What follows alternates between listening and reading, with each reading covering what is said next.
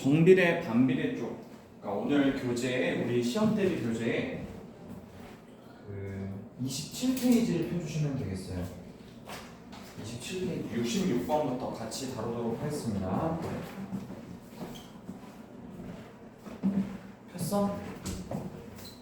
내가 리드하는 대로 빨리 따라와.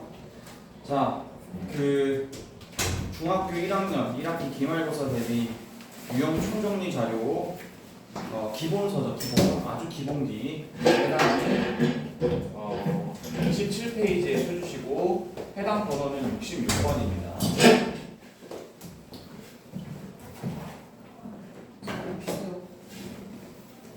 자,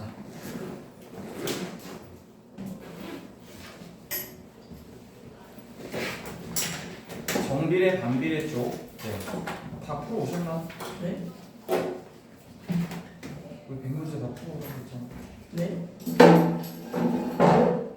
내랑 이게 아니라 이거 스피인데 이거 왜 다 돼 있지 하고. 말도 안 되는 얘기를 왜 네. 했으면.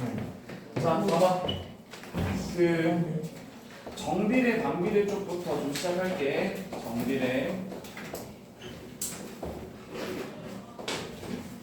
정비례에 일단 문제 스타일이 이제 여러 가지가 나올 수 있지만 크게 두 가지로 나뉘자면 크게 두 가지. 필기 꼭 노트에다 할 필요 없이 여기다 하세요. 여기 여백 많잖아요, 그죠? 그러니까 여러분 실력 보려면 이거를 푸는데 오래 걸리지도 않고 풀이가 길지도 않으므로 요거 기본수 안에다 다 필기해 놓으세요. 알겠죠? 자, 갑니다. 여기. 자, 정비례라는 게 뭐냐라고 했을 때 x값이 2배, 3배, 4배 증가함에 따라 y값도 2배, 3배, 4배 증가하는 관계. 증가라는 표현보다는 그냥 2배, 3배, 4배가 되는 관계라고 할게. 이게 거의 교과서적인 표현이고 학교 수업할 때는 제일 먼저 이걸 강조합니다. x값이 2배, 3배, 4배 증가할 때 y값도 그에 따라서 2배, 3배, 4배 증가하게 되는 관계를 이제 정비례라고 하는데 거기다가 필기하라. 내 얘기를 들어줘 제발. 자, x값이 2배, 3배, 4배 y값도 2배, 3배, 4배 이거는 교과서적인 정의야. 교과서적인 이야기고 일단 요 얘기를 이제 많이 학원 수업을 듣건 학교 수업을 듣건 그래서 정비례 식이 뭐냐 이렇게 물어보면 정비례 식이 뭐냐 그러면 어떻게 해야 돼? y는 ax다 라고 하는 거예요. 1차 함수의 원점을 제하는 형태 즉 y절편이 0인 상태 요거를 이제 정비례 식이라고 우리가 보통 얘기하죠. 그런데 우리가 쓸 때는 y는 ax라고 쓰지만 실제 x에다 뭔가를 집어넣어서 y가 나온다는 거기 때문에 실제 여러분들이 하셔야 되는 건 뭐냐면 이렇게 하셔야 된다라는 거야. 읽을 때 y는 ax라고 우리가 쓰고 읽지만 실제 의미적인 해석은 x에다 뭔가를 집어넣으면 y에 대해서 뭐가 된다라는 건데 이게 왜 2배, 3배 되면 y값도 2배, 3배, 4배가 되느냐라고 했을 때 여기서 가장 중요한 건 이 a가 뭐라는 거죠? 고정된 상수라는 거죠. 미지수 변수가 아니에요. 지난번부터 얘기했지만 고정된 상수 즉 변수가 아니에요. 변하는 수가 아니라 일정한 숫자예요. 일정한 숫자. 쌤 저거 교환서? 교과서. 아 교과서. 알겠지? 정비례 식 자체는 y는 ax인데 x값이 2배, 3배, 4배가 됨에 따라서 y값이 왜 2배, 3배, 4배가 되냐면 이 a가 고정된 상수였기 때문에 그래요. 그럼 만약에 봐봐. 너 요 식에다가 만약에 내가 a는 그대로 있는데 x 자리에다가 몇 배를 해서 x를 2배 한 걸 넣어봐. a는 고정되어 있는데 내가 x자리에다가 x를 2배 한 걸 넣어보라고. 그러면은 y가 뭐가 나오겠냐? 그럼 당연히 아까 전에 y가 ax였으니까 y도 몇 y가 나오겠어? 당연히 2y가 되겠지? 당연한 거잖아, 그치? 근데 x가 2배, 3배, 4배가 되면 왜 y 값도 정확히 2배, 3배, 4배가 되냐라고 했을 때 이 a가 뭐였기 때문에 변수가 아니라 상수였기 때문에 그래. 일정한 숫자로 됐기 때문에 그렇다고. 변수가 아니에요. 문자라고 해서 다, 그러니까 알파벳으로 썼다고 해서 다 문자가 되는 게 아니라 어떤 거는 상수고 어떤 건 변수다라는 거야. 그거 지금 그만하고 제가 따라오는 대로 좀 진행 바로 해주세요. 네, 여러분들이 하고 싶은 걸 하지 마시고. 자, 그래서 정비례라고 하는 것은 x값이 2배, 3배, 4배 됨에 따라서 y값도 2배, 3배, 4배가 되는 관계라고 했는데 그걸 식으로 나타내면 y는 ax라고 표현한다. 그럼 여기서 질문. 만약에 y는 ax 플러스 b라고 한다고 치면 이건 왜 정비례가 아닌가요? 라고 물었어, 누군가가. 이게 선행학습이 잘못 구분이 돼버리면 선생님, 정비례는 1차 함수죠? 네. 1차 함수는 정비례예요? 아니요. 아니에요. 다시요. 정비례는 1차 함수인가요? 라고 물어봤을 때 정비례는 1차 함수이다. 맞아요? 틀려요? 맞아요. 그런데 1차 함수는 정비례다. 아니요. 왜 아니죠? 기울기와 그 뭐였더라? B가 있죠. 저 Y축. 네. 아니. 다시. 방금 전에 정비례가 내가 뭐라고 설명했는데 니네는 학교에서 원하는 답을 전혀 하고 있지 않아. 어디서 학원이랑 막 겹쳐가지고 막 대답을 하고 있는데 내가 처음에 뭐라고 그랬어? 정비례가 뭐라고 했지? x값이 2배, 3배, 4배가 됨에 따라서 y값도 2배, 3배, 4배가 되는 관계를 정비례라고 했잖아. 그럼 너네가 이 정비례가 아니라고 얘기를 하려면 x값이 2배, 3배, 4배가 되는데 y값이 2배, 3배, 4배가 안 되니까요 라고 말을 하는 거지. 자꾸 이상한 뭐 1차 함수에 뭐네 이렇게 얘기하는 것보다는 지금 봐봐. 1차 함수의 기본식 자체가 이렇게 된다고 했을 때 여기를 이걸 y라고 해볼게. 자, 근데 처음에 y가 얼마였니? x일 때 y가 얼마였냐면 y를 우리가 ax 플러스 b라고 놔뒀잖아. 근데 만약 x에다가 네가 2x를 넣는다고 생각해봐. x가 2배가 된다고 생각해봐. x에다 2배 넣으면 a에다가 뭐가 되는 거지? 2x를 넣는 거지. 내 말 이해 갑니까? x에다가 2배를 했어요. x 값이 2배가 됐어. 그럼 y 값이 2배가 돼야 될 거 아니야? 그런데 y 값이 2배가 되는지를 확인해 봤더니 얘는 지금 현재 정리해보면 2ax 더하기 b인 거고 이건 분명히 x를 2배 했단 말이야.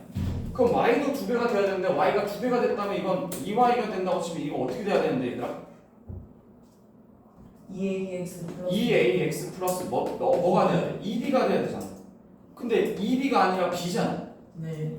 그러니까 아니죠 라고 대답해야 되는 거야. 내 말 무슨 말 알겠어요? 네. 학교에서 원하는 답이 있어. 근데 그 답은 너네가 아는 걸 하라는 게 아니라 처음에 배운 그대로를 증명하라는 뜻이야.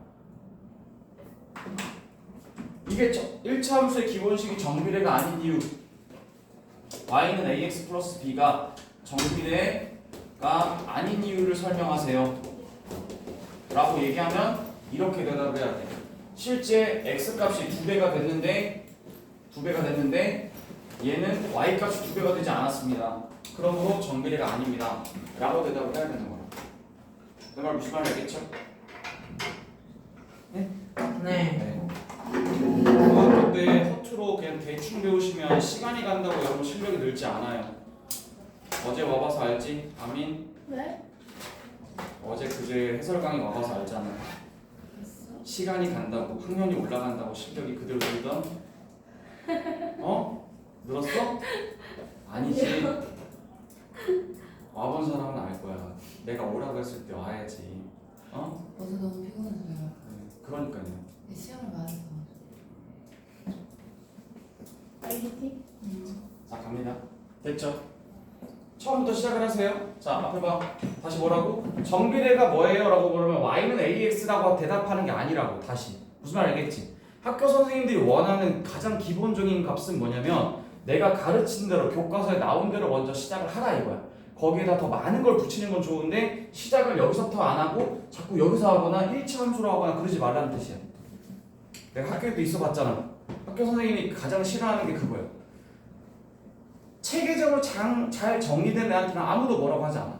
근데 처음에 알려준 데부터 시작을 안 하고 그냥 막 갖다 들이대고 이것저것 막 1차 함수네 직선이네 막 이런 소리부터 하면 안 된다 이 말이야. 정비례는 x값이 2배, 3배, 4배가 땀에 따라서 y값도 2배, 3배, 4배가 되는 관계를 뭐라고 한다? 정비라고 한다. 네. 그거에 대한 식을 나타내면 어떻게 되겠니? 라고 물어보면 뭐라고 하는 거야? y는 ax라고 하는 거지. 근데 선생님 그러면 이게 1차 함수인가요? 맞죠? 1차 함수 맞죠? 물론 a가 뭐가 아닐 때 0이 아니라고 대답해야 되겠죠. 무슨 말 알겠죠? 0이 아니라고 해야 이게 1차식이 되는 거잖아. 그치? 이렇게 된다. 정비례는 1차 함수가 맞다. 근데 1차 함수를 다 정비례라고 할 수 없는 이유가 뭐라고? 1차 함수의 기본식 중에 이렇게 생긴 애도 있잖아. 그치? 근데 얘는 정비례가 아닌 이유가 뭐야? x값을 2배 했더니 y값이 2배가 돼? 안 돼? 안 된다고. 그러니까 정비례가 아니라고. 알겠죠? 자 그러면 요 얘기를 이제 정비례 관계를 이제 여러분 나타내야 되는데 그 다음에 식을 다뤘으니까 이제 뭘 다룰 거냐면 그래프를 좀 다뤄보도록 하겠습니다. 정비례 그래프는 y는 ax에서 a가 0이 아니라고 가정을 했기 때문에 1차 함수가 맞고요. 직선이 맞습니다. 그죠? 직선. 근데 직선이긴 한데 우리는 2학년 과정에서 뭐를 배웠습니까? 이 a가 무엇을 의미한다고 했습니까? 기울기. 기억나세요? 기울기를 의미한다고 했으니 기울기 얘기도 여러분들이 활용해주면 참 좋겠습니다. 넌짓이 될 거예요. 아마 선행학습을 한 경우를 가장하고 하긴 하겠지만 어쨌든 기울기라는 것을 우리가 알고 있으면 더 좋으니까 이게 기울기라는 거 하나 물어보자. 기울기 어떻게 구하니? x분의 y x의 변화량분의 증가량 y의 증가량 y의 증가량이 필요하죠. 이걸 변화량으로 보통 얘기하는데 수학에서는 증가량으로 교과서에 나와 있을 겁니다. x의 증가량분의 y의 증가량을 했는데 그럼 이 기울기를 알려면 점이 몇 개 필요하니 최소? 2개. 점 2개가 필요하지. 그래야 변화를 측정할 거 아니야. 원래 여기에 있었는데 여기로 갔습니다. 여기가 출발점이라고 가정하면 출발점의 x좌표가 x1, y1이라고 했고 도착 지점의 점이 x2, y2라고 해볼게요. 그럼 기울기 어떻게 구합니까 여러분? 대답하시죠?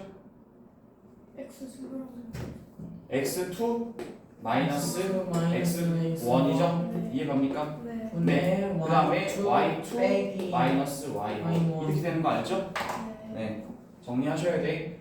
자, 출발 지점과 도착 지점에 출발을 어디서 했는지 도착을 어디서 했는지를 알아야 변화를 측정할 수 있다는 거야. 그러니까 점 2개를 당연히 알아야 된다는 거지. 대다수 학생들이 기울기가 뭐냐 그러면 딱 여기까지만 아는 경우가 있는데 그러고 나서 문제가 안 풀린대. 근데 이걸 이해했다면 당연히 점이 2개가 필요하다는 걸 얘기를 해야 되는 거고 그래야 측정을 할 거야 변화를. 그러면 누가 출발점인지 누가 도착점인지에 따라서 식을 쓰는 게 달라지는데 여기서 질문. 꼭 도착점을 여기로 해야 되나요? 네. 집중. 도착점이 출발 지점을 여기라고 했고 도착점을 여기라고 했을 때 그죠? 우리가 변화를 측정할 때 살 빼기 전, 살 뺀 후 그러면 아이고. 살 뺀 후에서 살 빼기 전을 빼야 변화가 어떻게 되는지 나오잖아. 네. 이해가지? 네. 근데 이 점을 꼭 여기를 도착 지점이라고 얘기해야 되냐 이 말이야. 아니지. 여기일 수도 있잖아. 네. 그럼 어떻게 구할 수도 있어야 되는 거지? Y는 x1에서 x2를 뺄 수도 있어야 되겠고 y1에서 누굴 때 뺄 수도 있어야 돼. y2를 뺄 수 있어야 되겠지. 네. 내 말 이해 가십니까?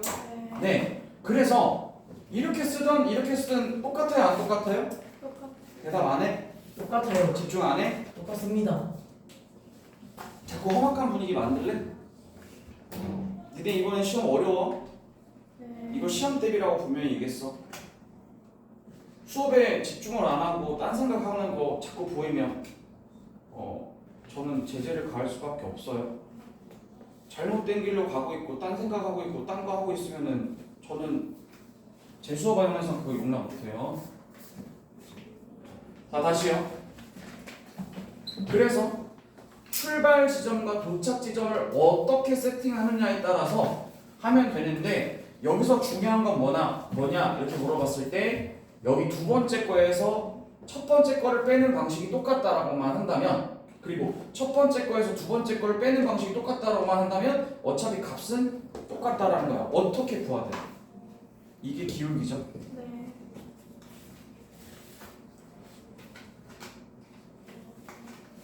그런데 요 내용은 사실 2학년 1학기 거니까 시험 문제가 나왔을 때 여러분들이 빨리 풀어낼 수 있는 방법을 안다면 이게 기울기를 알아야 그게 빨리 풀어낼 수 있는 거고, 그게 안 된다 그러면 이제 여러분들은 이제 요거 말고 그런 문제가 아닌 경우에는 딱 두 가지만 아시면 되겠어요.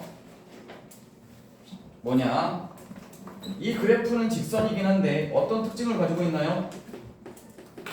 원점을 지납니다.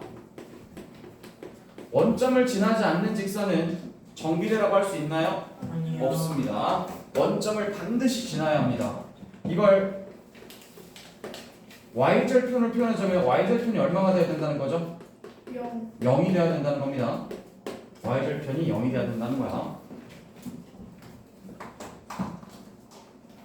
방금 전에 이제 써준 요 칼라로 써준 그 내용 말고 실제 1학년 수준에서는 뭐가 나오냐면, 일단 A의 부호에 따라서 A의 부호가 플러스면 어떻게 되는 거지 얘들아? 오른쪽 위로 향한다 라고 대답을 해야 돼. 네. 실제 객관식 보기에는 이렇게 나올 거야. A가 부호가 0보다 크다 이렇게 된다. 그럼 이 그래프는 어떻게 됩니까? 그럼 뭐라고 해야 돼? 이렇게요 라고 하면 안 되고, 3. 어렵게 오른쪽 위로 향하는 직선이다 이렇게 얘기하는 거죠. 오른쪽 위로 향하는 직선이다. 보통 이렇게 시험 문제 보기에 나옵니다. 자, 그럼 만약에 A가 0보다 작다면 부호가 마이너스란 뜻인데, 부호가 마이너스면 어떻게 되죠?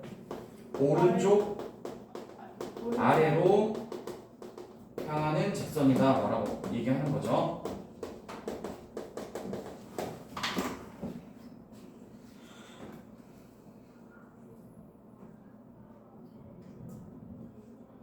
다음, A의 부호를 통해서 증가하는지 감소하는지 어느 쪽으로 향하는지 판단한 후에 하나만 더 하고 바로 문제 풀게요.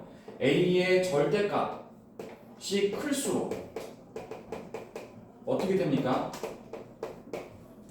Y축을 네. A의 절대값이 클수록이라는 얘기는 A가 플러스든 마이너스든 간에 절대값 숫자 크기가 클수록 경사도가 심하죠. 이렇게. 얘가 클수록, 이렇게 클수록 더 누워있는 게 아니라 더 세워져 있다는 거지. 그걸 좀 더 유식하게 시험적인 표현으로 얘기하자면 어느 축에 더 가깝다? Y축. Y축에 더 가까워지는 거. 이렇게 얘기하는 거고, A의 절대값이 작을수록, 크기가 작을수록, 기울기의 크기가 작을수록 경사도가 더 낮은 거기 때문에, 그럼 누구에게 더 가까운 거죠? X축에 더 가깝다라고 얘기하는 거죠.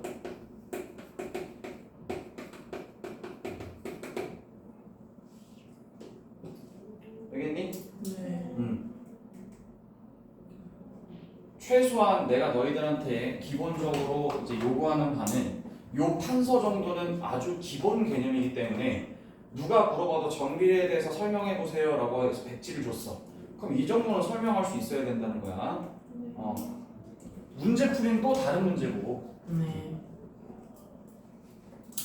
됐죠? 자, 지우겠습니다. 지우면서 정비례는 두 가지로 일단 접근하는데 식이냐 그래프냐 요 두 가지로 먼저 접근을 하도록 합니다. 그 전에 교과서적인 정의로 얘기를 하자면 무슨 얘기를 한다고?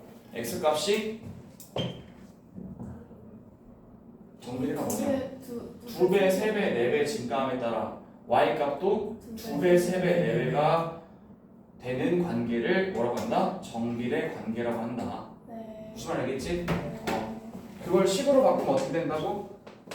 y는 Y는 ax AS. 맞죠? 네. 이때 주의해야 될 점이 뭐예요? 이 A와 XY는 근본적으로 차이가 있어요, 없어요? 없어요. 있죠. 네.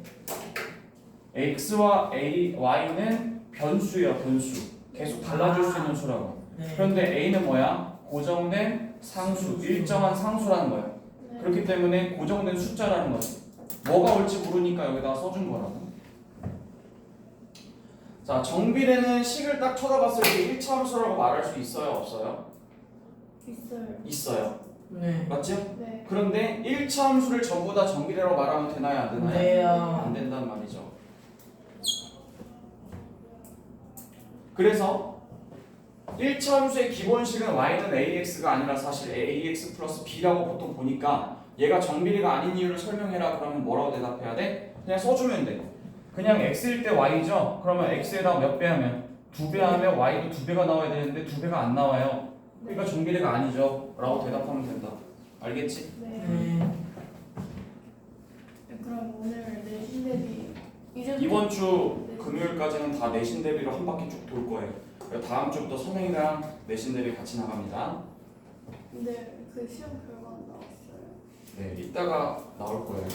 2교시쯤. 자, 벌써요. 여기 집중하세요. 네. 다음, 정비례 그래프는 어떻게 생겼습니까? 라고 말을 하면 원점을 직선. 정비례 그래프는 직선입니다. 맞죠? 네. 기울기가 있는 직선이죠. 네. 근데 원점을 반드시 지나야 되겠죠? 네. 원점을 지난다는 얘기가 무슨 뜻이에요? y절편이 y절편이 0이라는 뜻이죠? 아, y축과 만나는 점이 0이다라는 얘기예요. 네. 네. 기울기는 어떻게 구하죠? x 증가량. x의 증가량분의 y의 증가량. 증가량. 그러면 기울기를 구하려면 점이 몇 개 필요할까요? 두 개요. 두 개죠. 근데 두 개의 변화량을 측정할 때 뭐를 출발점으로 할지 뭐를 도착점으로 할지 여러분들이 판단하시면 되겠고 일관되게 두 번째 거에서 첫 번째 또는 첫 번째 거에서 두 번째 이 순서만 맞으면 어떻게 구해도 기울기는 똑같이 나온다라는 말입니다. 네. 네. 다음 A의 부호에 따라서 A가 0보다 크면 무슨 직선? 오른쪽 위로 가는 거.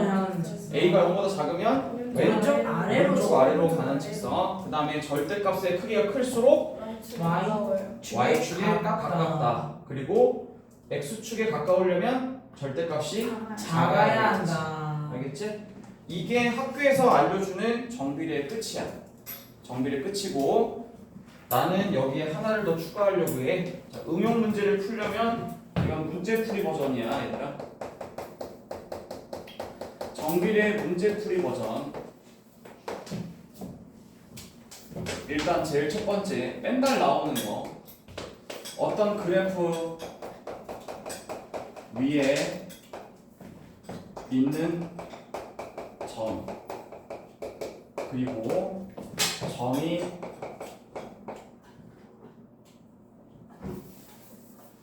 그래프가 점을 지난다. 그래프 위에 있는 점 그리고 그래프가 점을 지난다라는 말은 똑같은 얘기죠. 질문할게요. 동영상으로만 알 수 있으니까 여기 잘 봐. 네. 그래프 위에 점이 있지. 네. 맞지? 네. 선생님 방금 전에 뭐부터 그렸니?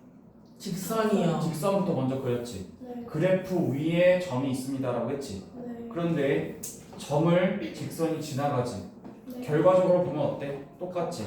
그렇기 때문에 이거는 순서가 그래프 위에 점이 있습니다라고 그래프 먼저 그린 다음에 점을 찍으나 아니면 점을 찍어놓고 그래프가 이걸 지나가나 어차피 결과는 똑같아 안 똑같아? 똑같단 말이야. 그렇기 때문에 요때는 우리가 뭘 한다라고 하면 이 점의 무슨 좌표를 점의 좌표를 어디다가 그래프의 식에다가 뭐 하면 되는 거예요? 대입하면 된다는 거죠. 좌표를 그래프의 식에다가 대입하시면 된다. 요게 가장 첫 번째로 여러분들 아셔야 되는 거야. 근데 니들이 정말 안 하는 게 있어. 문제 풀어라 그러면 제일 안 하는 게 있어. 뭘까? 문제 풀어가면 제일 안 하는 거는 좌표. 좌표를 쓰지 않아. 점을 쳐다보고도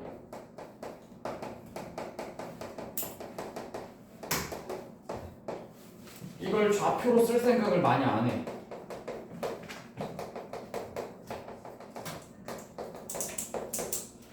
이게 문제풀이의 포인트야. 여기서부터는 학원 수업이다. 방금 전까지는 학교 수업 정리고 점을 딱 쳐다봤는데 이걸 좌표로 쓸 생각을 안 해. 예를 들어 볼게. 어떤 문제를 푸는 데 있어서 좌표 평면에다가 점을 하나 찍어줬어. 여기가 A라고 하는 거야. 그 다음 여기서 뭐 여기를 B라고 내가 잡아놨어. 근데 뭐 이렇게 된다 쳐. 예를 들어서 이렇게 된다 쳐. 뭐 이런 걸 봐놓고도 애들이 그냥 A가 있네 이렇게 한다고. 이렇게 그래놓고 문제 못 푼다고 하는데 점을 쳐다봤는데 이 점 A를 쳐다보고 너는 바로 뭘 해야 돼? 여기다가 얘가 몇 컴마 몇인지 쓸 생각을 해야 되겠지. 요거부터 손이 나가고 있어야 된다. 무슨 말 알겠지? 네. 점을 쳐다보고 좌표로 뭘 쓸 생각을 해야 된다고. 무조건 좌표를. 점은 좌표로서 의미가 있는 거예요. 이번 시험에서. 완전 그 기하를 푸는 게 아니라 우리는 해석 기하를 하는 거기 때문에 점은 좌표로 의미가 있는 거고 선은 직선의 방정식으로서의 의미가 있는 거라고. 그러니까 그렇게 바꿔나가야 된다고. 다음 두 번째. 지난번에 한번 또 얘기했지만 한 번 더 얘기합니다. 이번 시험 준비하면서. 이번 시험 준비하면서도 꼭 나오는 게 하나 있거든요. 선분의 길이. 한번 정리했었지? 기억나냐? 선분의 길이는 몇 종류가 있다고 했어? 세 종류. 개요. A, B라고 하는 선분의 길이가 있어. 또 A, C라고 하는 선분의 길이가 있어. A, D라고 하는 선분의 길이가 있어. 각각 어떤 형태를 가질 수 있냐면 이 A, B가 어떤 형태? 수평일 경우. 점이 찍혀 있어. 여기에 A라고 찍혀 있고 여기에 B라고 점이 찍혀 있단 말이야. 그리고 이 수평으로 선을 딱 그어놨어. 선분 A, B라고 얘기한 거야. 이걸 쳐다보자마자 포인트가 뭐야? 두 개 사이 가능해? 거리. 빨리. 두 개 사이 거리. 좌표를 써야지 일단. 아. 맞지? 좌표를 써야지. 그러면 예를 들어서 좌표를 쓴다고 치면 여기가 x1, 뭐가 되겠어? y1이 되고 여기는 x2, y2가 된다고 가정해봐. 그러면 너 여기서 선분 AB의 길이를 구하기 위해서 뭐가 필요하니? X좌표가 필요하죠. 네. 왜냐면 수평이기 때문에 가로선을 말하기 때문에 여러분들은 A, B의 길이는 어떻게 구해야 되죠? X좌표의 뭐 차이로 가져가야 되는 거죠. 알겠죠? 네. X좌표의 차이. 수평인 선분의 길이를 구하세요 라고 하면은 수평의 선분을 구하시오 하면은 X좌표의 차이. X좌표의 알겠지? 구한다. 그 다음 두 번째. 그 다음 뭐겠어? 수직. 수직인 선분의 길이라는 게 있을 수 있지? 자, 예를 들어서 여기서 얘가 A야. 여기가 C야. 그리고 여기 이렇게 생긴 이 길이를 구하래. 그러면 뭘 구해야 되겠냐? 그러면 일단 점을 봤으니까 뭐 한다고? 좌표를 써야지. 이렇게. 그럼 수직인 선분의 길이를 구하려면 어떻게 해야 되는 거야? y좌표의 차이를 가지고 얘기해야 되겠지. 네. 그래서 요거는 y좌표의 차이 y2 빼기 y1 이렇게 써놓고 물어보자. 선생님이 여기다 갑자기 절대값을 붙인 이유가 뭘까? 거리는 그러니까 마이너스 무슨 그래서 작은 거 뺄 수도 있고 작은 거 뺄 수도 거리는 있고 마이너스 두 가지가 있는데 첫 번째 선생님이 그리긴 그렸지만 실제 이 값이 뭐냐에 따라서 이게 그림이 완전 달라질 수 있어. 네. 지금 이게 변수기 때문에 어떻게 될지 몰라. 네. 그냥 두 개를 쓴 거기 때문에 얘가 위에 있는지 얘가 밑에 있는지 모르잖아, 그렇지? 그러니까 절대값을 쓴 거고 선분의 길이라는 건 마이너스가 나올 수 있어요, 없어요? 없어요. 이것 때문에 많이 틀려요. 구해놓고 선분의 길이를 마이너스로 써서 틀린다 보통. 자, 다음 기울어진 거. 기울어진 선. 예를 들어서 여기가 A야. 여기 약간 대각선처럼 생긴 이렇게 기울어진 선. 이건 어떻게 보여? X 증가해야 되는 거야. 기울어진 거는 X 선분의 증가량. 길이니까. 뭐 해야 돼? 점과 점 사이가 어디? 점을 일단 a x, 수선을 1이라는 식으로 해요. 네. 수선을 긋는다. 어떻게? 지나보면 얘기했는데 이렇게. 아, 이거 구해야 된다. 네. 이걸 긋고 나면 여러분들이 하실 일이 첫 번째, 선행학습을 했으면 그거에 대한 이득을 봐야 돼요. 네. 알겠지? 뭐 아무것도 모르는 방법에는 그 하나밖에 답이 없어 보이지만 여러분들 이건 반칙이긴 하지만 일단 풀고 맞고 보자. 약간 이런 느낌으로 너네 가져가야 된다. 그 순간 그게 어떻게 푸는지 정석적으로 잘 안 보일 때가 있어요. 그러면 여러분들은 그걸 갖다가 여러 가지 갈래로 푸실 수 있어야 돼요. 왜? 중등 과정을 다 학습하셨잖아요. 만약에 기울어진 선분에 대한 얘기가 나온다. 그럼 일단 수선을 그어가지고 뭘 만들어야 되는 거야? 직각삼각형을 만들어야 되는 거지. 이게 기본이야. 직각삼각형 만들어야 되는 거야. 그러면 이 부분이 x좌표의 차이가 되는 거고 여기가 y좌표의 차이가 되는 거니까 일단 기본적으로 여러분이 생각하셔야 되는 건 첫 번째 뭐냐면 기울기에 대한 정의죠. x좌표 차이분의 y좌표 차이. 기울기를 바로 나타낼 수도 있어야 됩니다. 그 다음에 아직 1학년은 안 배웠지만 우리는 바로 풀 수 있는 뭐? 피타고라스. 이 머릿속에 다 들어가 있어야 돼. 근데 그걸 서술형 테스트는 안 되는 거죠? 안 되죠. 이런 건 객관식에서 빨리 푸는 데 사용하라는 겁니다.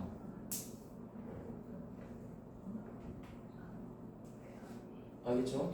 그럼 세 번째가 뭐예요? 우리가 알고 있는 공수1에서 공수2에서 제일 먼저 배운 공식이 뭐야? 점과 점 사이. 점과의 점 사이의 거리 공식이지?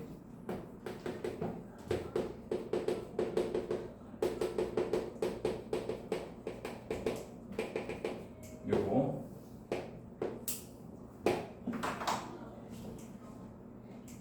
오늘 이후로는 정비례에 관한 이론 정리는 안 합니다. 네. 무슨 말인지 알겠죠? 이미 스타트를 했기 때문에 문제풀이만 할 뿐 이 내용은 이미 다뤄줬으므로 이거에 대한 이론 정리를 다시 한번 판서하는 일은 없습니다. 무슨 말인지 알겠죠? 네. 네. 이제부터는 요걸 바탕으로 문제풀이만 계속 할 거예요. 그래서 선분의 길이에 대한 얘기가 언제 나오냐? 보통 뭘 구하러 가냐면 삼각형의 넓이 구할 때 많이 나와요. 이걸로 많이 나옵니다. 삼각형의 넓이를 구할 때 많이 나옵니다.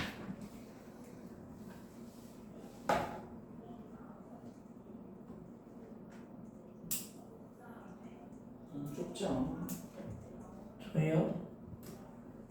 이 정도면 그래. 넓은 거죠. 난 이미 얘기했어. 자, 문제풀이에 사용되는 첫 번째가 뭐라고? 거의 그래프 위에 있는 점. 그것은 그래프가 점을 지난다는 말과 동일하다. 그리고 그래프 위에 점이 놓여 있으면 뭘 해야 된다? 좌표를 쓰고 식에다가 대입할 생각을 하셔야 된다. 이게 첫 번째. 네. 그다음 두 번째, 선분의 길이를 묻는 경우가 있어. 그러면 이게 수평 선분인지 수직 선분인지 기울어진 선분인지를 파악한 후에 나한테 무슨 좌표의 차이를 물어보는지 그걸 바탕으로 문제를 푸시라는 거고, 이 선분의 길이는 어떤 문제로 나온다고? 삼각형의 넓이 구하기라는 걸로 많이 나오게 됩니다. 알겠죠? 마지막 세 번째, 여기까지만 하고 이론은 끝내겠습니다. 와, 아직 세 번째가 남았네요. 문제 풀어요? 세 번째 나오는데. 자, 세 번째, 넓이 이등분. 저 서술어도 돼요? 네. 도형의 넓이 이등분. 이거 쓸까 말이에요. 아니, 뭐 그렇게 많지는 않은데. 넓이를 이등분하게 하는 방법이 이제 크게 이제 두 가지가 있는데, 첫 번째가 특정한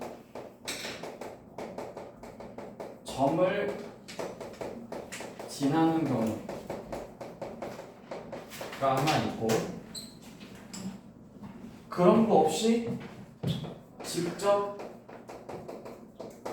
넓이가 이등분이 되는 순간을 찾아야 되는 순간이 있어요.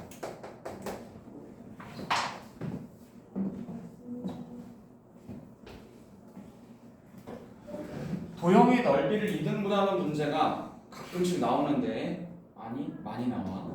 그런데 이 도형의 넓이 이등분은 크게 두 가지로 푸는데 첫 번째가 뭐라고? 특정한 점을 지나는 특정한 경우. 점을 지나가게 되는 경우야. 예를 들어 볼게. 이거 공수 2에서 많이 봤을 거야. 첫 번째. 삼각형을 지나는 직선. 자, 삼각형 ABC가 있어. 이 삼각형의 넓이를 이등분하라고 했는데 반드시 점 A를 지나면서 넓이 이등분을 하라고 하는 거지.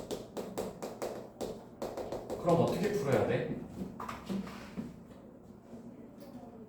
삼각형의 넓이를 딱 반으로 자르라고 했는데 반드시 A를 지나가네. 그럼 반드시 어디를 지나가야 되니? A요. 그렇죠. 아, BC의 중점을 딱 지나가야 무조건 반으로 반띵 잘리겠죠. 그래서 여기 중점인 M을 반드시 지나가야 되는 거죠. 그래서 특정한 점 중에 하나는 중점을 말해요. 중점을 지나가야 높이가 같은 상황에서 밑변이 반띵되는 거니까 넓이가 어떻다. 이게 똑같은 거죠.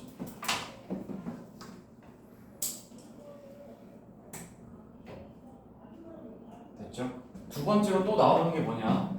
직사각형. 직사각형 ABCD라고 하는데 이 ABCD라고 하는 이 직사각형의 넓이를 완전히 반으로 쪼개야 됩니다. 그럼 어디를 지나가야 될까요? 교점 그 대각선 대각선의 교점. 교점. 뭐라고 했어? 아니요. 내가 뭐라고 했냐? 아니요가 아니라 내가 뭐라고 했냐고 한 거죠. 저 교점 지나는 거 뭐시기? 네. 그 넓은 게 네. 두 대각선에 뭘 지나가야 된다? 교점을 지나가야. 이 두 대각선에 여기 교점을 지나가게만 하면 딱 정확히 반띵으로 나눠진다. 안 나눠진다? 나눠진다. 나눠진다. 이렇게. 그래서 처음에는 중점이 될 수도 있고 대각선의 교점일 수도 있어요.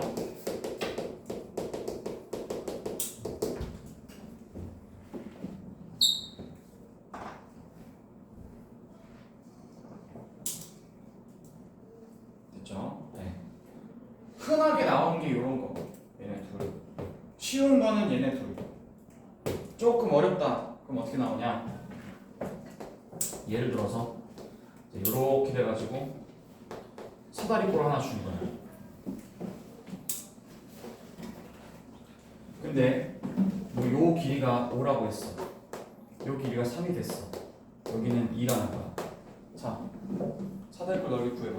사다리꼴 5 더하기 3 8 곱하기 5 2 더하기 3이 나누기니까 곱하기 2 나누기 맞지? 1 아예 나누기 2. 그러면 사다리꼴의 넓이가 현재 얼마냐면 사다리꼴의 넓이가 8. 8이지. 근데 이 넓이를 2등분하게 하네. 그러면 2등분하게 말을 하라고 해놓고는 여기를 반드시 지나가야 된다. A를 지나가면서 넓이를 2등분하게 만들어봐라 라고 시킨단 말이야. 그럼 어느 점을 지나가야 되냐 라고 물어보면 아까처럼 중점이나 뭐 대각선의 교점 같은 걸로는 구해지지가 않아요. 그래서 어떻게 하라고? 직접 넓이가 딱 반띵이 되는 그 순간을 네가 찾아야 돼. 넓이가 8이니까 넓이가 4가 되는 지점을 한번 찾아볼래? 자, 볼까? 여기를 지나가지. 그래서 여기서 만약에 이렇게 지나갔다 쳐봐. 아닌 것 같아요. 여기 지나가면 여기 넓이가 얼마가 돼? 여기 넓이는 10 삼각형. 5요. 5지. 네. 알겠지? 얘가 5잖아. 그럼 넓이가 정확히 반띵이 되는 순간은 5가 아니어야 되고 4가 돼야 되는 거니까 이 기준선보다 어디로 가야 되는 거야? 좀더 밑으로 가야 되는 거지. 네. 이해가? 이걸 네가 직접 찾아야 된다. 이 직접 찾아야 되는 그 케이스에서는 여러분들 뭘 하셔야 되냐면 일단 넓이부터 구해야 돼. 넓이가 8인 걸 먼저 구해야 되고 그 넓이가 반띵이 되는 그 순간에 경계선 여기를 너가 찾아야 돼. 내가 방금 전에 찾은 게 뭐야? 지금 여기서 여기까지 그어봤더니 이 삼각형의 넓이가 얼마가 됐어? 5가 됐잖아. 그럼 5는 안 되는 거니까 요 선을 넘어가면 돼, 안 돼? 돼요. 이 선을 이렇게 넘어가서 이렇게 돼버리면 되냐, 안 돼? 안 되지. 돼요. 그럼 어떻게 돼야 돼? 얘가 밑으로 내려와야 될 거 아니야, 그치? 네. 이해가? 이렇게 경계선을 밑으로 내려야 된다. 안 돼요. 자, 그러면 여기서 넓이가 4가 되려면 얘가 얼마가 되는 순간이죠? 이 높이가 얼마가 돼야 되는 순간이냐고. 5 곱하기 뭐 나누기 2가 4가 되는 순간이 언제냐고. 5 곱하기 5분의 8 나누기 2를 해야 4가 되는 순간이 될 거 아니야. 여기가 4가 넓이가 4가 되려면. 그럼 여기가 얼마가 돼야 되는 거지? 5분의 8이 돼야 되는 그 높이가 5분의 8인 지점. 여기를 찾아내야 된다는 얘기야.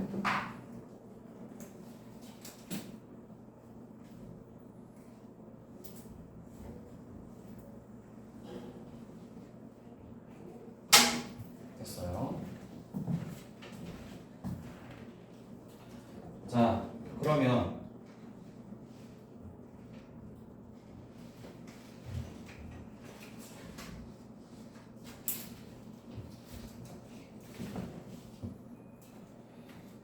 바로 풀 수 있는 문제들을 좀 연습해 보도록 하겠습니다. 지금 제가 이론 정리해드린 내용을 가지고 지금 어디를 푸시냐면 제일 많이 여러분들 학교에서 제일 많이 나오는 번호대는 75번부터 78번까지거든요. 지금 제가 설명한 이 내용을 가지고 자 75번부터 78번까지를 풀어주시면 되겠어요. 문제 갔다 와. 숙제 맞아요. 다시 보시라고. 제가 그림 그린 동안 다시 보셔야 됩니다. 66번 맞죠? 네. 네. 75번부터 78번까지라고.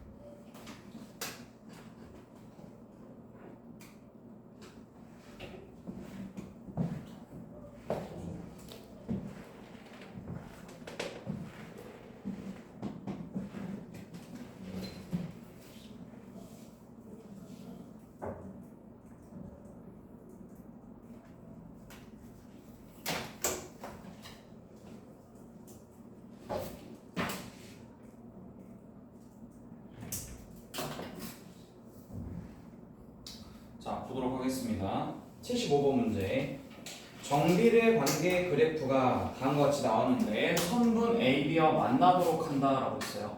그때 A의 범위를 구하라고 했는데 우리는 이미 학습을 다 한 상황이기 때문에 이 A가 뭐라는 것을 기준으로 하면 기울기라는 것을 안다고 치면 기울기는 반드시 직각 삼각형의 형태로 풀면 된다고 했어요. 자, x좌표의 증가량, y좌표의 증가량을 가지고 기울기 바로 구하면 되는 거니까 실제 얼마가 되는 거야? 자, 6분의 얼마? 3. 이렇게. 여길 지나가는 순간이 언제다? 기울기가 얼마일 때? 2분의 1일 때다. 이거를 중1 버전으로 풀라는 얘기가 아니야. 알겠습니까? 점 하나 대입하고 또 6,3이거나 6,3 이게 대입하라는 그게 아니라고. 늦어. 점 대입하고 해서 늦는다고. 선생님 저 여기 점 지나가면 되니까 B에다 6,3 넣어서 6,3 넣으면 되겠네요. 틀린 방법이 아니라 바로 이렇게 6분의 3 이렇게 하고 있어야 된다고. 네. 속도 자 이게 2분의 1 그 다음 또 얘는 어디야? 라고 하면 1분의 8 끝 이렇게 돼야 된다고. 여기가 기울기가 얼마가 되는 순간? 8이 되는 순간이잖아. 그럼 기울기가 2분의 1부터 시작해서 어디 사이에? 8 사이가 되는 거겠지?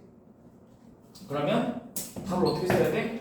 2분의 1부터 시작해서 기울기가 8 사이가 되는 여기까지가 만나는 범위가 되겠지. 이거 자주 나온다 시험에. 네. 몇 번이야? 정답? 5번. 5번.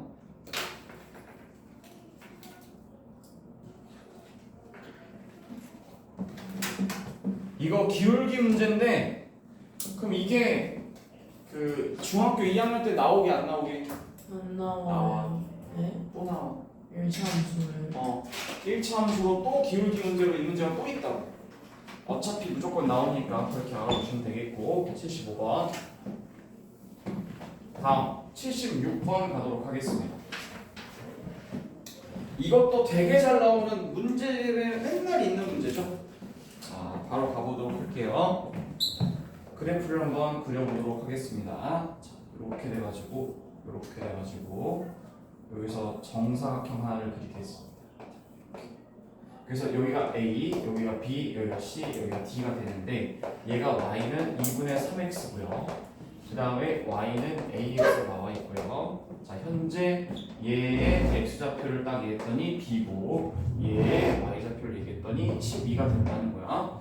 A좌표가 B, 10이라고 했는데 한 변의 길이가 5이고 Y축에 평행한 정사각형이다 라고 했어요.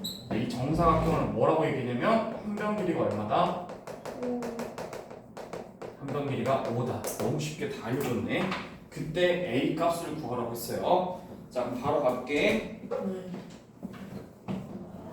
한 변 길이가 5인 정사각형이므로 요 길이가 얼마라는 얘기죠? 5죠. 우리 지금 76번 하고 있어. 자, 한 변 길이가 5라고 했어요. 자, 여러분 이거 보면 아까 제가 이론 정리해 준 뭐가 생각나세요? 이런 종류의 것 중에 선분 길이. 자꾸 배운 대로 좀 해석하려고 해야 돼. 이 선분 길이가 5래. 무슨 말이야? Y좌표 차이가 얼마라는 얘기야? 5. 그러면 Y좌표가 얘가 10이었으면 얘는 뭐였다는 얘기야? 7이었다는 얘기지. 그러니까 얘는 지금 여기가 7이라는 뜻이잖아. 맞나요? 네. 그러면 여기서 우리가 알 수 있는 건 B의 X좌표, Y좌표도 다 나타낼 수가 있고 C의 X좌표, Y좌표도 다 나타낼 수 있죠. 여긴 뭐죠? 7입니다.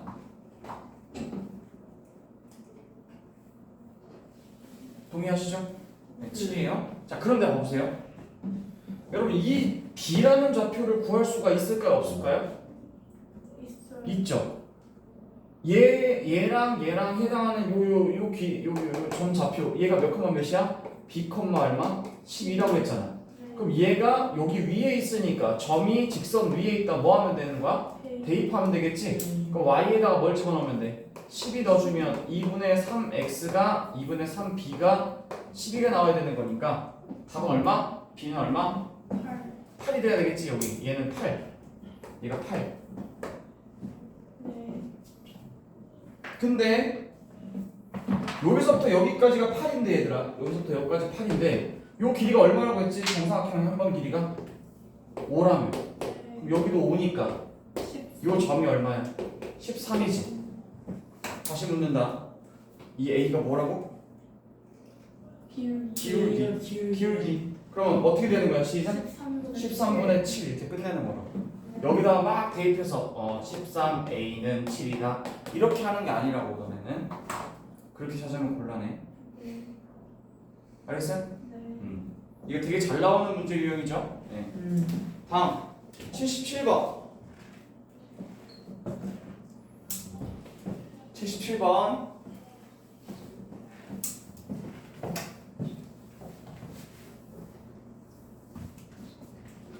해볼게. 자 여기서 이렇게 돼가지고 직선 두 개를 그렸습니다. 이렇게 y는 4분의 3x가 있고요. 자 여기는 y는 2x가 있어요. 근데 이 점의 좌표가 a고 이 점의 좌표는 b라고 했어요. 여기가 2라고 하는 거죠. 자 그때 삼각형 AOB의 넓이를 구하라고 했어요. 삼각형 AOB의 넓이를 구하고 있는데 보자. 삼각형의 넓이를 구하라고 했을 때 니네가 알아야 되는 건 뭐지? 선분의 길이들이지. 삼각형 AOB를 구하려면 식을 한번 써볼까? 2분의 1 곱하기 밑변 뭘로 잡아야 돼? AB 선분 AB로 가야겠지. 그 다음 높이는 뭘로 잡아야 돼? 얘를 밑변으로 잡았으면 이거에 대한 수직 높이를 잡아야 되죠. 네. 수직 높이니까 누구죠? 2가 되는 거죠. 여기가 수직 높이, 얘가 밑변. 수직 높이는 얼마라고 나와 있지? 2라고 나와 있으니까 실제 저 넓이는 누구랑 똑같다? 저 밑변의 길이와 똑같다.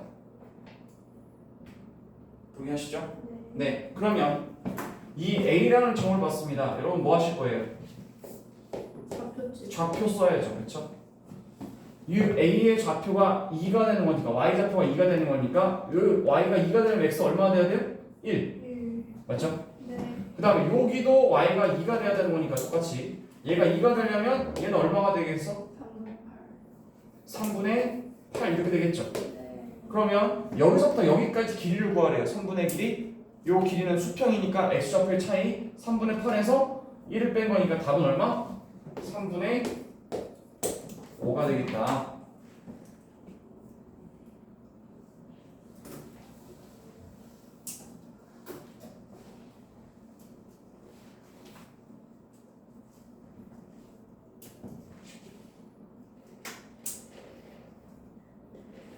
됐죠? 흔히 나오는 기본 유형이에요. 이거 정도는 당연히 쓱쓱쓱 풀어놔야 되는 게 맞죠? 제가 2교시 때 나눠드릴 문제는 조금 더 어렵습니다. 이건 아주 기초, 센 기초. 다음 78번 한 번 더 연습해보죠. 사실상 정비례 쪽에서 정비례, 반비례가 같이 섞이지 않고 정비례만 나온다고 했을 때 나올 수 있는 문제 유형이 기본 유형이 75번부터 78번까지입니다.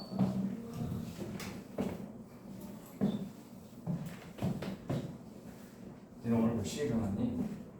저요 7시. 8시 5시요.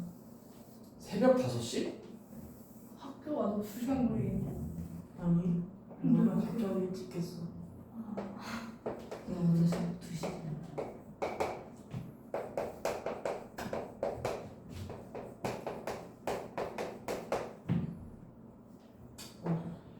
일찍 일어났으니까 이해는 한다만 조준기가 하지만 나와서 늦게 하지 마. 1시에 자서 5시에 일어났어요. 왜? 모르겠어요. 갑자기 일어났어요. 자, 가볼게. 삼각형 AOB의 넓이를 구하라고 했어요. 밑변 어디로 잡을까요? 얘가 밑변이 되겠죠? 네. 맞나요? 네. 밑변이 되는 거고 항상 밑변에 대하여 수직 높이를 구해야 되니까 얘가 높이가 되겠죠. 그럼 삼각형의 넓이는 2분의 1 곱하기 높이는 4고 밑변의 길이가 선분 AB의 길이입니다. 그러니까 이게 결국 계산해서 얼마나 나온다 했어? 문제에서 16이 나온다네. 이렇게. 그럼 얘가 뭐가 돼야 돼? 길이가 8 이렇게 되겠네. 네.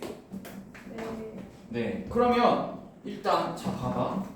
너 이 점 봤지? 뭐 하고 싶은 생각이 들어야 되나? 좌표. 몇 콤마 몇? 4콤마로 시작해야 되겠지 여기? 4콤마니까 4로 넣어주면 얘가 얼마가 되는 거야? 2가 되는 거지. 그럼 우리는 이미 A, B의 길이를 알고 있어요. 뭐로? 8로 알고 있죠. 여기가 2잖아. 여기가 8이어야 되잖아. 그럼 여기는 4, 몇이겠어? 4, 10이 되게 되겠지. 네.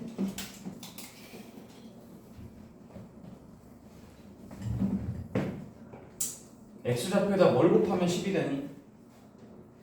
여기 X좌표에다 뭘 곱하면 10이 돼? 네. A는 2분의 5 곱하면 되겠지? 네. 네, 이렇게. 끝났네. 75번부터 78번까지 해당하는 정비례 관련된 도형 문제 네 문제를 풀어드렸고, 앞에서부터 이제 66번부터 빠르게 10분 안에 나머지 문제를 바로 다 풀어보도록 하겠습니다. 다 풀어오셨다는 전제합니다. 숙제 다 해오라고 했죠, 100문제. 자, 이제 66번 가도록 하죠. 바로 정비례 한다라고 했어요. 자, 66번 한 문제당 30초씩. y가 x의 정비례라고 한다라고 하면 뭐부터 해야 돼? 몇 개? Y는 AX 10. y는 ax 10 써야지. 66번. 자, y가 x의 정비례 한다고 했으면 y가 x의 정비례하는 거니까 y는 ax 쓰고 시작해야 돼. 근데 x가 뭐일 때? 6일 때. 그럼 y가 2가 나온다고 했으니까 a는 뭐라는 걸 알 수 있지? 마이너스 3분의 1인 것을 알 수가 있다 라고 구하면 되겠고, 그러면 y가 마이너스 1일 때는 어떻게 돼야 되느냐? 뭘 3분의 1 해야 마이너스 1이 나오죠? 마이너스 3을 3분의 1 돼야 되겠지? 그러니까 답은 뭐가 되는 거야? 2번. 채점해 오셨죠? 네. 다음 67번 바로 가겠습니다. 정비례 관계의 그래프를 찾으라고 했는데, 자, 이거는 뭘 하지 않고도 바로 푸셔야 되는 게 맞는데, y는 마이너스 2분의 3x를 봤어요. 제일 먼저 첫 번째로 뭐 지워야 되나? 몇 번 지워야 돼 무조건. 1번 1번, 3번, 5번은 지워야겠지.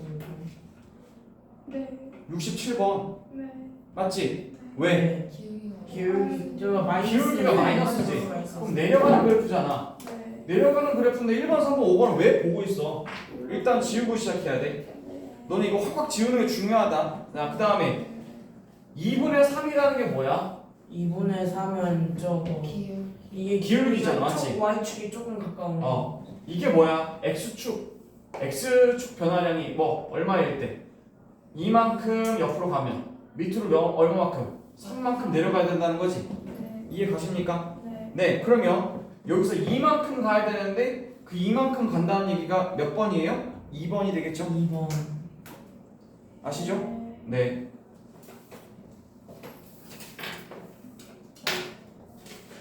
여기서 이 점을 마이너스 2,3이라고 가정하면 여기서 이만큼 3만큼 내려가면 되는 거니까. 자, 67번의 답은 2번이 되겠고, 자, 68번 정비례 관계를 그렸을 때 y축에 제일 가까워라. 뭘 하라는 얘기지? y축에 제일 가깝게 그려라. 절대값. 절대값이 큰 거 고르라는 얘기지. 네. a의 절대값이 가장 큰 숫자가 뭐죠? 3이죠? 네. 정답 몇 번? 5번. 5번. 됐나요? 다음 69번은 2분의 3까지와 x축 사이에 있으라고 했으니까 기울기가 얼마와 사이? 0과 2분의 3 사이니까 누군 절대 될 수 없으니까 2는 될 수가 없죠. 정답은 5번이 되겠어요. 그죠? 네.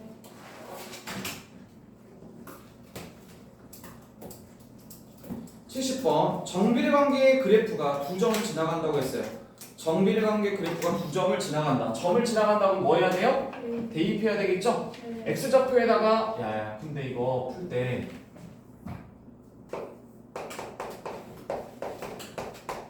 이거를 가급적이면 이렇게 생각해야 돼. x좌표에다가 2분의 5를 곱하면 누가 나옵니다?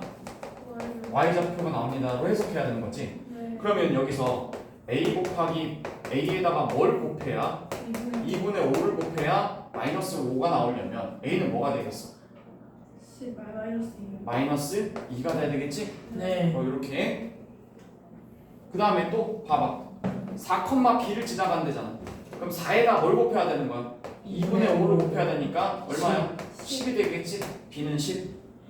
그럼 a는 얼마가 되는 거고 마이너스 2가 되고 b는 얼마가 되는 거야? 10이 되는 거니까 둘이 더하면 얼마가 된다? 8. 되죠? 네. 네. 71번 가겠습니다. 동그라미 1번. 원점을 지나는 직선 맞나요? 네. 네. 어떤 거예요? 정밀. 71번의 동그라미 1번. 네, 아니, 네. 정비례 관계 그래프 원점을 지나는 직선 맞아요? 네. 맞죠? 두 번째, a의 절대값이 클수록 아니요. 뭐라고 바꿔 써야 돼? y축에 가깝다라고 해야 되겠지? a가 0보다 크면 오른쪽 위를 향하는 직선이다. 맞나요? 네. 네, 맞고요. a가 0보다 작으면 이거 별표 치세요. 4번. 71번에 4번. a가 0보다 작다는 얘기가 기울기가 마이너스가 된다는 얘기인데 기울기가 마이너스 된다는 얘기가 무슨 말이죠? 이렇게 오른쪽 아래로 되려면 내려가면서. x가 증가할 때 y가 어떻게 돼야 돼? 감소해야 되는 거지. 그래야 기울기가 마이너스가 나오지. 이거 알지? 네. 4번. 그 다음에 a가 0보다 작으면 2, 4분면 4, 3분을 지나간다. 네. 맞나요? 네. 2, 4분면 4, 3분을 지나가는 거 맞잖아요. 그래서 5번 맞고요. 자 이제 72번 바로 갈게요. 기억분 맞아요? 네. 원점을 지나는 직선 맞고요. 1,3을 지납니까? 아니요. 안 되죠? 네. 그 다음에 2, 4, 4분면을 지날 리가 없어요. 기울기가 플러스니까. 네. 다음 x값이 커지면 y값도 커집니까? 네. 커지죠? 네. x값이 3만큼 커지면 y는 1만큼 커지는 거잖아요. 그래서 정답 몇 번이 되겠어요? 기억, 리을. 이제 두 문제 남았습니다. 73번. 정비례 관계 그래프가 다음 그림과 같을 때 a의 값을 구하려는데 눈으로 바로 가는 거죠. 얼마? 1분의 3. 얼마 답은? 3. 2번. 그죠? 아, 2번. 맞죠? 네. 네, 기울기니까요. 다음 74번. 정비례 관계의 그래프가 점 3,-9를 지난다고 했어요. 자, 물어볼게. a 얼마야? 마이너스 3. 마이너스 3이지. 네. 그러면 x좌표에다가 매번 뭐를 곱해야 되는 거야? 마이너스 3을 곱해서 y값이 나오게 만들어야 되지. 네. 그럼 그게 안 되는 건 누구 있어? 5번. x좌표에다가 마이너스 3을 곱해서 y좌표가 안 나오는 게 누구 있냐고. 5번이. 5번하고 또 그리고 3번이요. 3번. 정답 두 개다. 네. 당연히. 네. 자, 그래서 3번하고 5번이 정답이 되겠어요. 그래서 제가 정비례 관계 그래프에 해당하는 정비례 식과 그래프에 해당하는 문제를 66번부터 78번까지 풀어드렸는데 요거에 관련해서 2교시에는 심화, 응용 심화 문제로 한번 풀어보도록 하죠.